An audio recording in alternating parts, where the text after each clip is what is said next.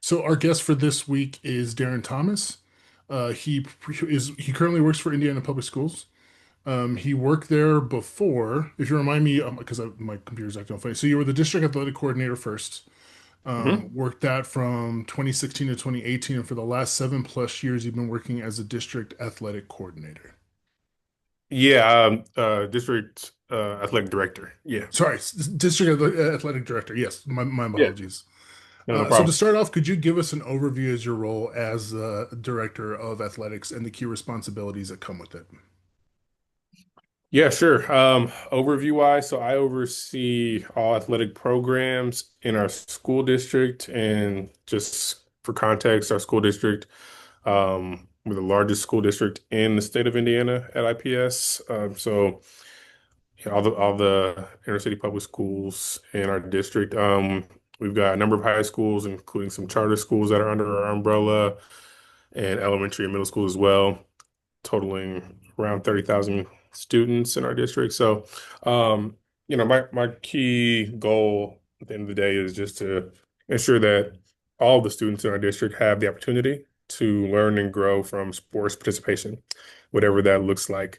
And so, we have a number of athletic directors and athletic coordinators at each school to really hone in on things from the school level.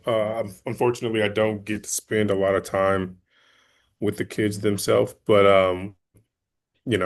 at this level, I do a lot of policy work, thinking about that type of stuff.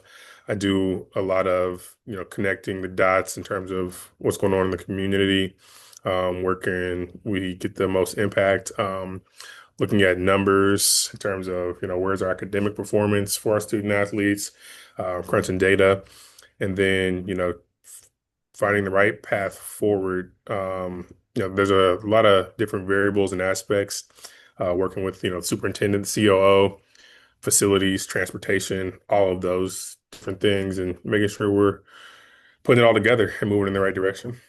Yeah, you hit on a few things because that's my next question is because a lot of the students in our program specifically, and a lot of folks who end up taking this class, they currently are either student athletes at the college level or they work in athletics at the for University of Texas at El Paso. Mhm. And a lot of folks are trying to think ahead of time. They're starting to think ahead in terms of what they want to do and what it takes to be in a position like yours, and who you have to communicate with. And you kind of mentioned that a little bit, but I'm wondering what stakeholders and factors do you have to consider when you're in that decision-making process? Because even just when you were just mentioning it right now, the different, even things as small as like the logistics of like buses that you need to get your students from, if they're going on an out of town trip or something like that. Yeah, yeah, a ton of different stakeholders, a ton of different partners. A couple ways to look at this. We have internal partners and that we have inside of the school district, right? So that's first and foremost. And So I'll just name some. So facilities division, you're going to have a lot of facilities things come up. You need facilities, obviously, to run athletics. That's critical. So you have to make sure those look how they're supposed to. They're repaired when they need to be repaired. They're maintained properly, whether it's a grass field that needs to be cut, lined, whether, a backboard is broken or whatever the case may be. Lights, so many different pieces to that. Um, Transportation is huge in a public school district. You got to make sure you can get from A to B and get these kids there. That's a huge hurdle and it's a huge expense for a school district, especially when you have the number of students we do. So that's always a conversation.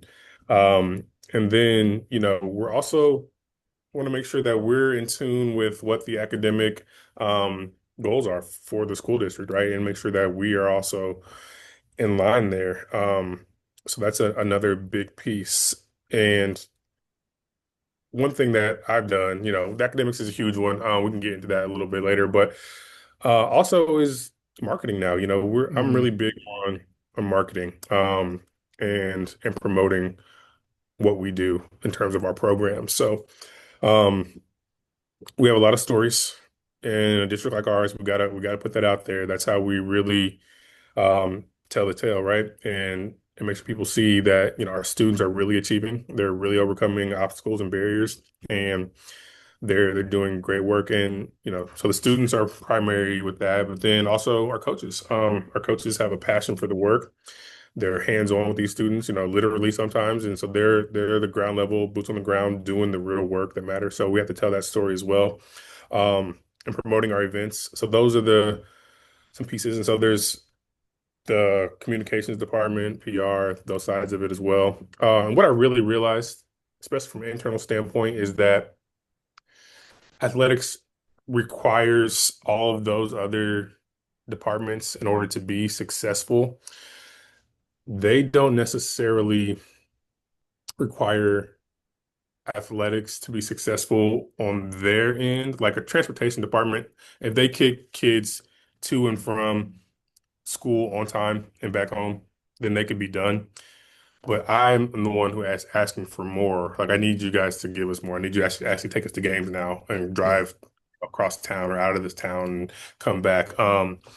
And now they have to add that to be a new measure of success on top of what a normal school function looks like. I say normal. Athletics is normal at schools, right? But facilities division, I need you guys to go do X, Y, and Z on top of, making sure all these classrooms are set. I need you actually to worry about what we're doing after school as well. Um, so we ask a lot more than they ask of us. Like, they rarely come to me with their request. I always have to make the request, or our department has to make the request of them. So you have to be conscious of that, that we're reaching out for help for our programs.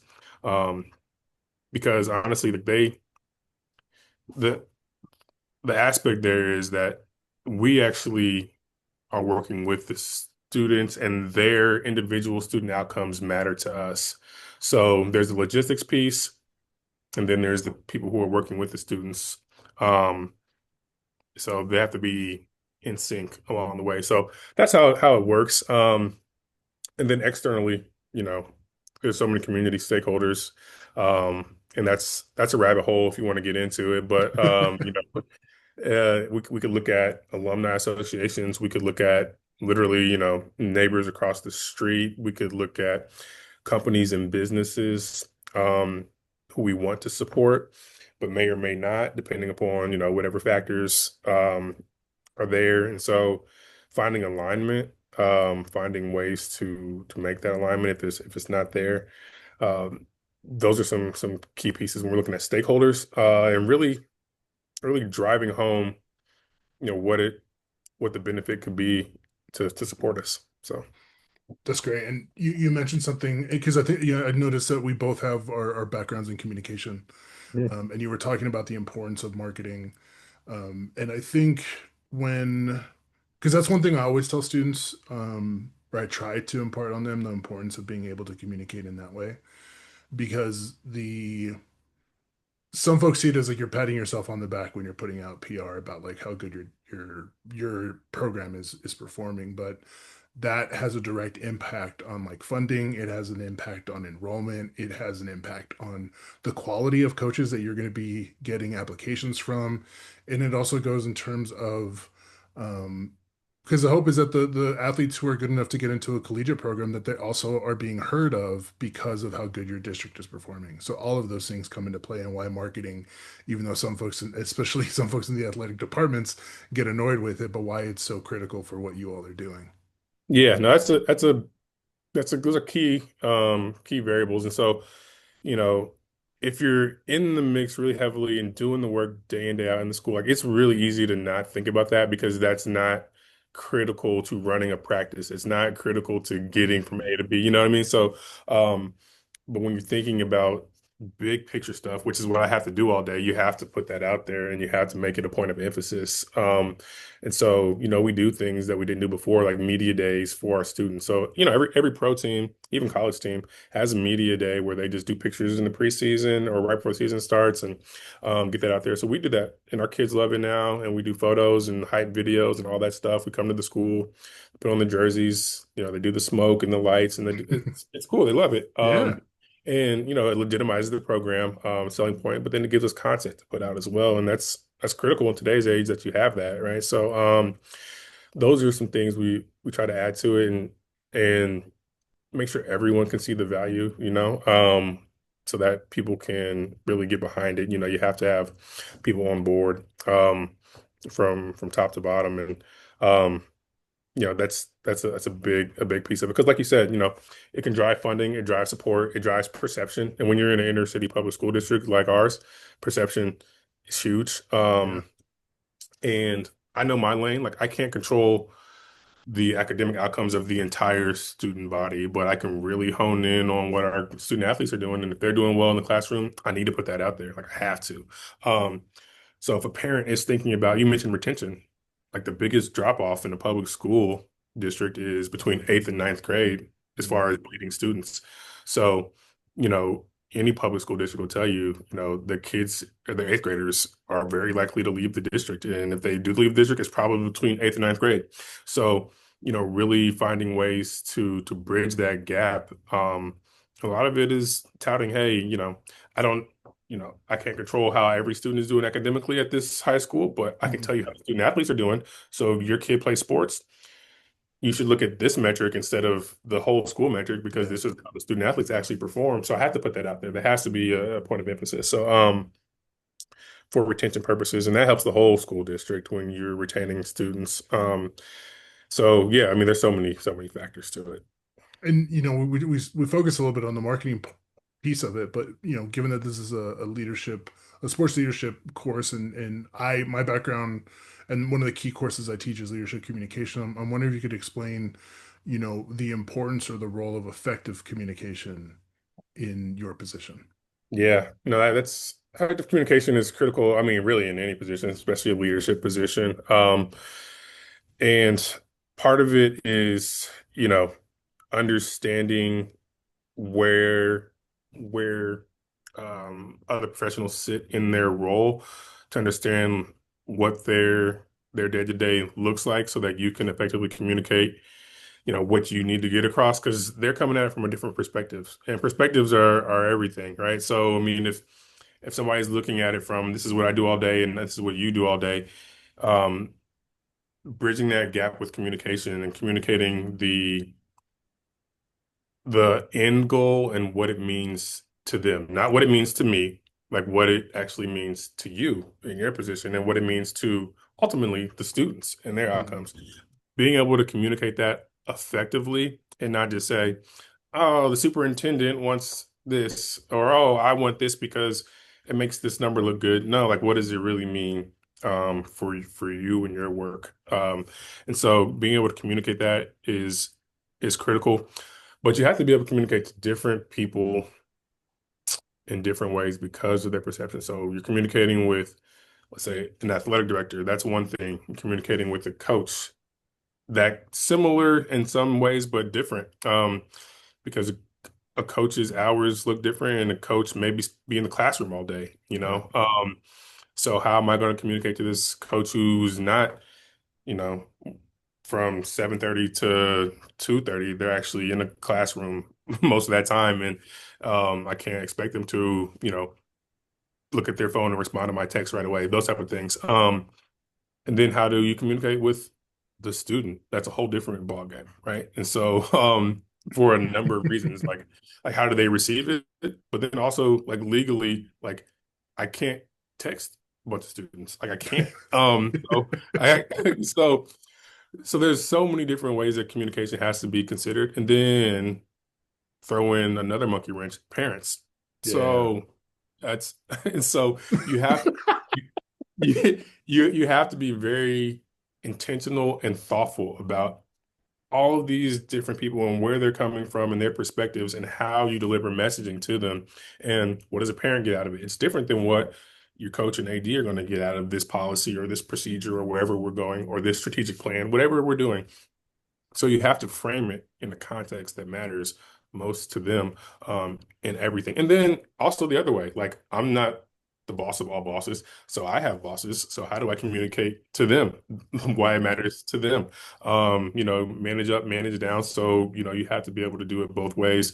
And framing communication is critical for that. That's fantastic. Yeah, I teach at the college level, but I have a number of friends and colleagues who teach at elementary, middle school, or high school, and the parents are such a huge component, especially when we get into athletics. When everyone thinks their kid is the next, all-star, and you have to Hmm. have a conversation with them without hurting feelings and kind of usher them along the way. Yeah, no, that's a big point. I'm a parent, right? And so I get it. But I also, since I've been on this side, I know like what's real, what's not. But every kid, every adult wants their parent to be, the showstopper or whatever. But you gotta you gotta be real. Sometimes you can cut that. Sometimes you can cut that off. You can communicate. It doesn't have to be direct communication. You can put out, social media posts. You can put signs on venues when you walk in. Here are the expectations of. So when you walk in, you're getting communicated to right then. Read the sign. So, here's the behavioral expectations. Here's what Yeah. sportsmanship look like for you as a parent. It's not just sportsmanship for the kids on the field and Hmm. on the court. So, yes, but there's it's a lot. It's a lot. Speaking of dealing with mini crises, this week we're talking about crisis management and ethics in sports. So when it comes to crisis management, I used to work at a public relations department for a school district. The one Mhm. incident I remember is there was like a scabies outbreak in a few schools, and it is, but at the time there was no requirement that we had to report that, but we wanted to be proactive, and there were some small ones like that where I got to witness what it looked like to handle a crisis and what effective communication in that circumstance looks like. So for you, what does crisis management look like from an athletic director's perspective? And could you share possibly a real example of something you've had to navigate before? Yeah. So I would say, fortunately for us, since our district is so large, we have somebody who specializes in like, emergencies and those type of things for across the board who I can work with. Like a safety person as well. So the key piece, there's different type of crises, but you need an emergency action plan, right? That's important for whatever the case may be. And you need one for each venue. So we're a school district made up of tons of different locations. So we have a general emergency action plan, and then every school site has to have their own emergency action plan to say, here's how we'll navigate this space if, whether it's something like, we have a thunderstorm and we need to get kids and everyone inside the building, which happens, right? Or whether, God forbid, there's, something like an active shooter type of thing, there are trainings for all of that. And again, fortunately, I don't have to head up all those trainings, but we do have to be involved in all those trainings because we gather large groups of people in spaces at once. And a lot of times those people, you know, are don't know the school. They don't know the space. We have to be able to like communicate to them how to move and what to do in those moments. There's things, it could be a fight that breaks out. Hmm. We've had a lot of different things happen. All of those, well, I've never had an active shooter thing, thank God. But we've had, fights and weather issues like that. We've had, one one thing, I don't know if it was a crisis globally, but we had to do so much of this type of work when COVID happened. I was just going to ask about that. Yeah. Yeah, like I worked, like I had this position through COVID, and we had to come up with so many policies, so many procedures, and they literally changed like every week. We'd have to do something different because Yeah. some other news would come out, and do players have to wear masks while they play, and you know what I mean? And all of these things came out, and are you sanitizing locker rooms after every half, or what are we doing with stance? So all of those things are critical, and it's kind of a case by case basis, to be honest with you. But you have to run through these scenarios with multiple people who are actually going to be there, because I'm not going to be at every sporting event every time. So you have to factor in school police. They are critical when you're doing emergency action plans or when you're doing crisis management. Um, the site coordinator, usually an athletic director, has to be able to run point on those things with whoever is in charge of security at that time as well. So running through scenarios in specific spaces kind of dictates how that's going to go. And really, it's all about preparation. Hmm. It's all about preparation, which means sometimes physically putting yourself in that position and practicing it. Um, and our district actually does a great job of doing that and kind of we run real practice scenarios. And we started doing that over the last year, whether it's athletics or otherwise, where we would have a bunch of students in a space and we practice moving them to another location, or we practice doing this or separating and doing all this stuff. People play fake roles. Like you're going to be an angry parent, you're going to be a confused parent, you're going to be or whatever. We run through the scenarios. Now, depending on how big the school is or how big the district is, you may or may not need that to a certain degree, but you at least need to like draw out plans of what you're Mhm. going to do for each scenario, and kind of cook it up. So yeah, it's just about being prepared, thinking through different scenarios and preparing, over preparing sometimes, And if you it, have with, yeah, and it's very similar to the actually playing sports where you go through practice to prepare for anything that they might you might have to face. yeah, exactly. It's shifting over to ethics. Mm, Um, Often in leadership, we talk about how your ethics and your integrity should be your guiding, your guide should guide you in what you're doing. But they're not always so straightforward. Particularly when you get into high pressure, stressful situations, that's where you see a lot of leaders start like, well, I just need to do whatever's easiest and faster and will get me out of here.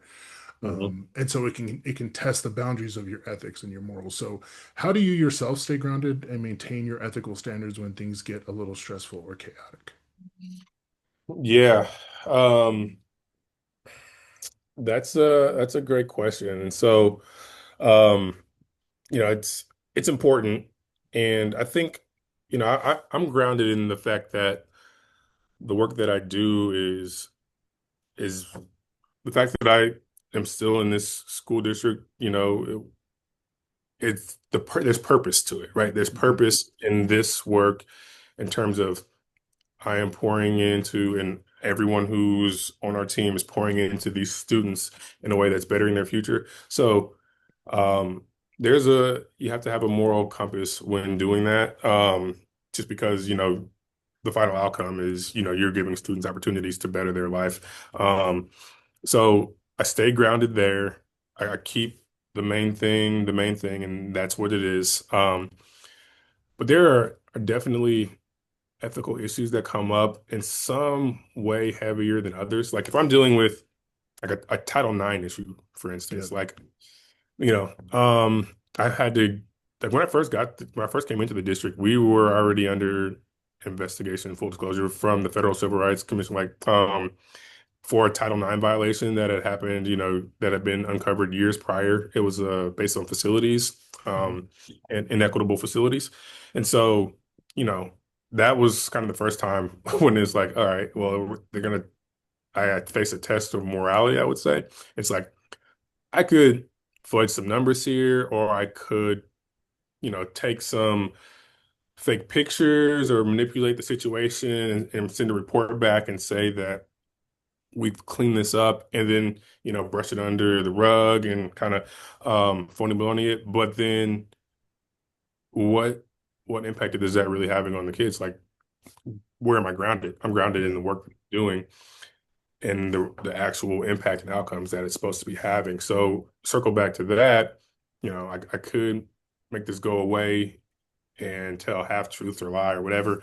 Um, but that's not going to actually have the impact. The purpose of Title IX is for, young girls and women in sports to have equitable opportunities. So, time to roll up the sleeves and really get to it. Like do some real audits, um, you know, change some real policy, get in there and see for yourself and make sure everyone else is on the same page. So, that was kind of the first test. But now, politics makes things hairy right now. Yeah. They really muddy the waters. I won't get too deep into that, but you know, I work in a public school district, so you can probably guess where I stand on some things. And I have a heart for this work. So morality really is it's great for some people. And it's black and white for others. And so, it gets tough because sometimes you're like, what rules am I bending?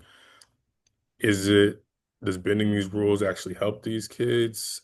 You know what I mean? Like you got to really think Mhm. through it sometimes um and kind of ask yourself some real questions, and play things out and do what's best for the population and for the people you're serving. So, No, and I think that's important because one, you mentioned when I asked, one of the first things you said is your main goal as a kid, and mhm. I think for there could be other folks who work in a similar position where their main focus is just the athletics program, right? And Mhm. that keeps you arm's length enough where you could kind of push your ethical boundaries a little bit. Yeah, Because even and I tell folks sometimes when it comes to ethics, some folks just think it's easy as right and wrong, but it's not always so cut and dry because you could be doing something that could very much be helping a group of students in the short term, but then in the long term, you're going to hurt hundreds of students by what you're doing. yeah. So to that point, I mean, you'll see that like our ADs and coaches face that, way more than I do. Like if it gets to me, that means there's already a problem. If we get to like if we talk about individual kids, like that means the problem's been seen. And so, we have coaches who deal with that. Like, and if you're a school AD, you're gonna have to like your coaches are gonna have better relationships with these students than anybody else, which means they're going to want to do things to protect these kids, even if these kids F up, right? Right. So, um, there is, to your point, there is a thin line between protecting the kid and screwing over a bunch of other people. You know what I mean? Like, and you could get yourself in a lot of hot water protecting a student. I've seen that. I've had to terminate coaches who were trying to protect kids, but really broke some very critical rules that you cannot do that could be very detrimental. Like it's, and I'm sure there's some things that have happened that I'm not aware of because it didn't get uncovered. You know what I mean? But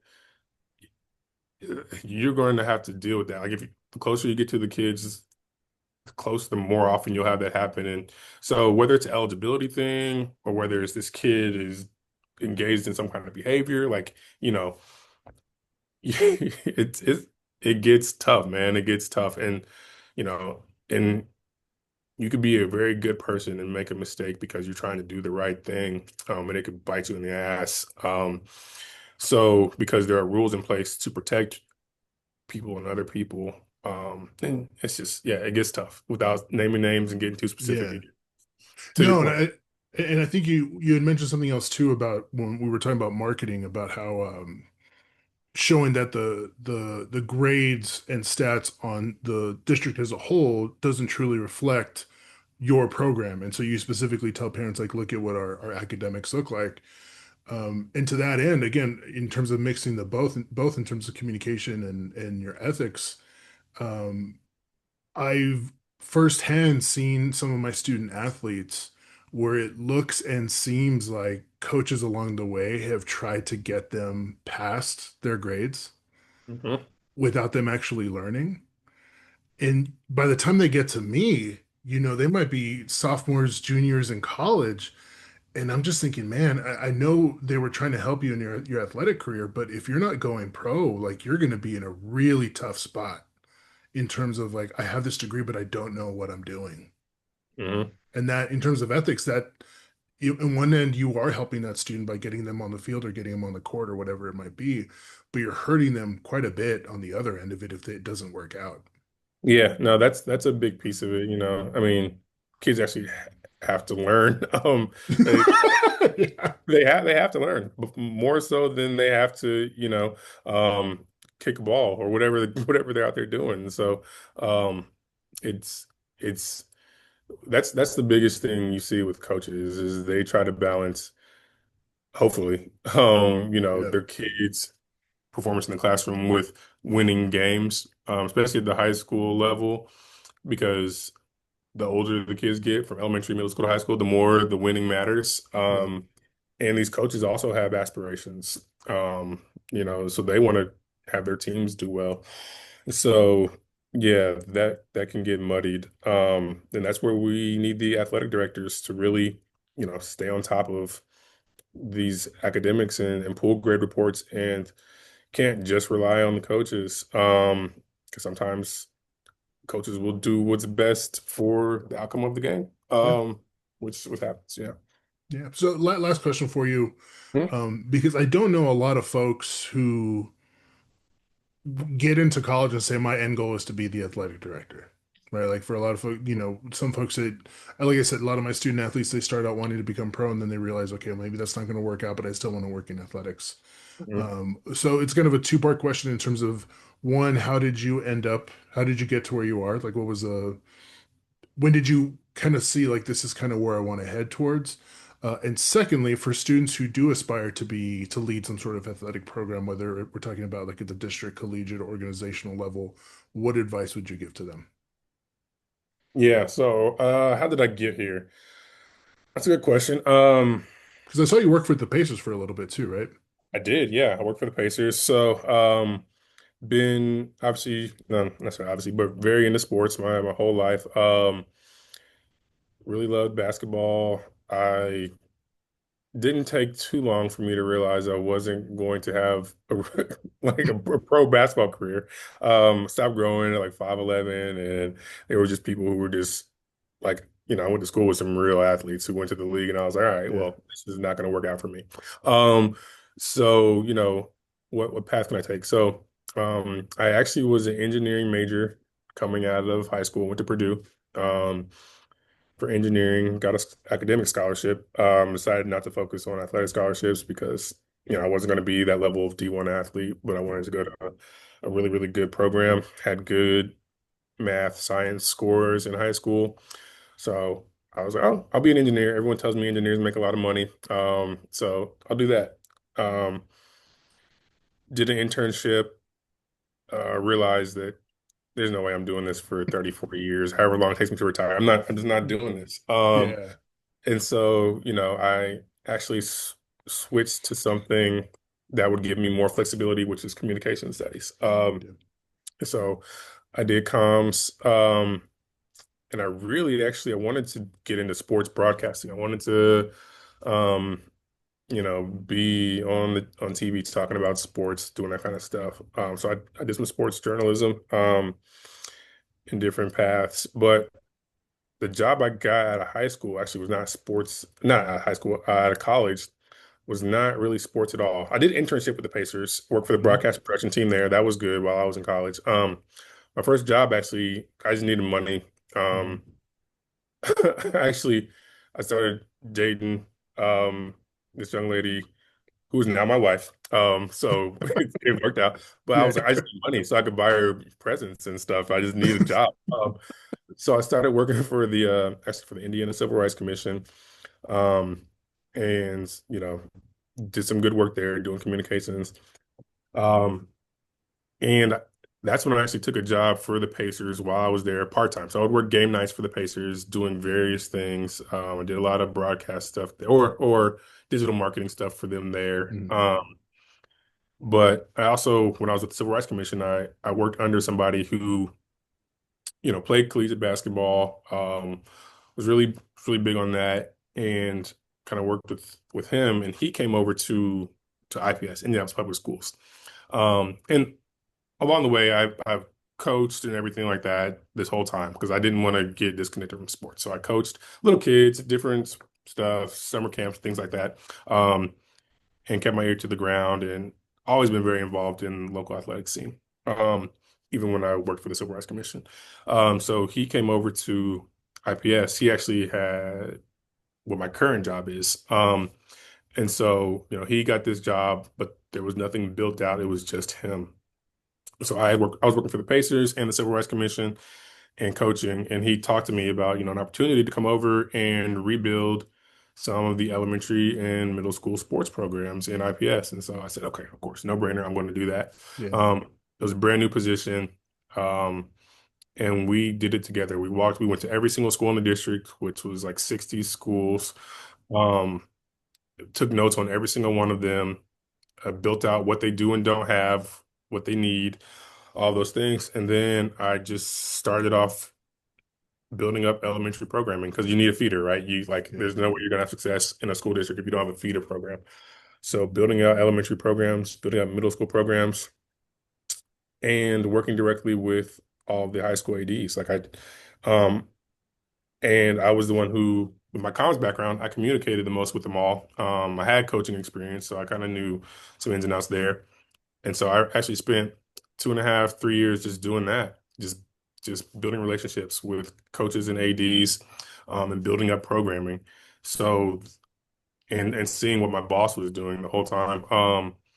And then he resigned in like 2018-ish, I think. And I was interim for 9 months Mm. in this position. And it's like, all right, well, we're not sure that you can do the job, so we're gonna make you interim for until we decide you can do the job, or we're gonna hire somebody else.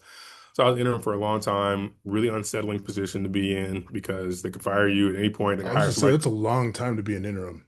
Yeah, they could fire you at any point. And to be honest, I was relatively young. There were a lot of people who wanted the job. So you just bust your ass, man. You just work.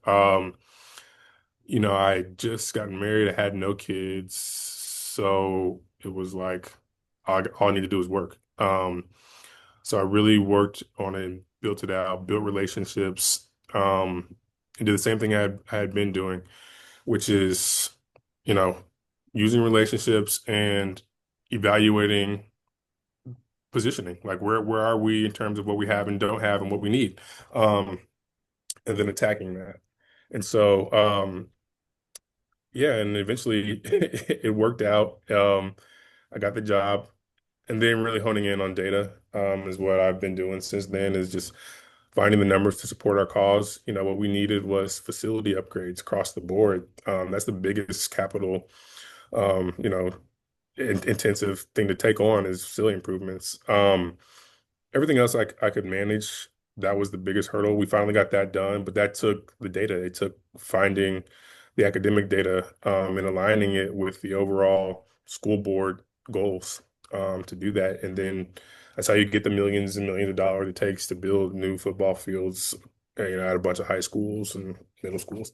Um, so that's been critical. And so advice wise, I would say for me, what worked was doing more than what was required of me, Hmm.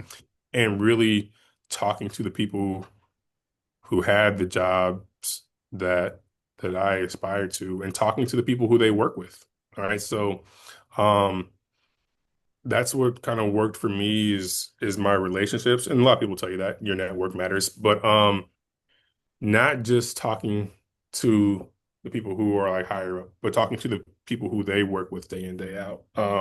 So that you can really get a full understanding of how the job works, before you're in the position, so you can speak to it. And so, I got my foot in the door and then just kind of never let up, and did more than what was required, more than what was expected, to be honest. And then you when you get the job, you got to really, to be successful, you have to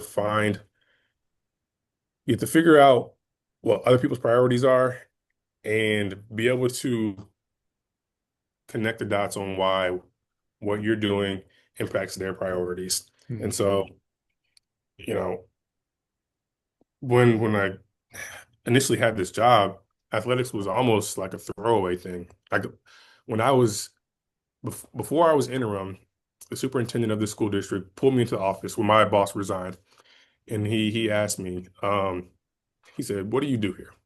And so I was like, "Okay, all right." So I'm going to have to really prove myself. And he was like, "Because we're considering just getting rid of the central office athletic department altogether and Whoa. just having, yeah, we're just having each school have their own AD and they just do their own thing." Um, so my interim period was so long because they were just going to wipe it out completely. They were just going to wipe out the position and the department at this level. Um, so, figure out how to prove the value of what you're doing. You have to do that. Because everyone is expendable. Um, it's just outside of the teacher themselves, you can be replaced. Anybody can be replaced or just gotten rid of. So, recognizing that and moving with urgency, to prove your value is critical. I'm in that same position now. I'm not in like on the edge. Like I have a full department now. We have like four other people in my department, but I'm still in the same mode of proving the value. I'm just, proving it at a higher level now. So, um, that's critical. Awesome. Darren, thank you so much for taking the time and speaking to us today. I really appreciate you. Awesome, yeah, no problem, Arthur. Thank you.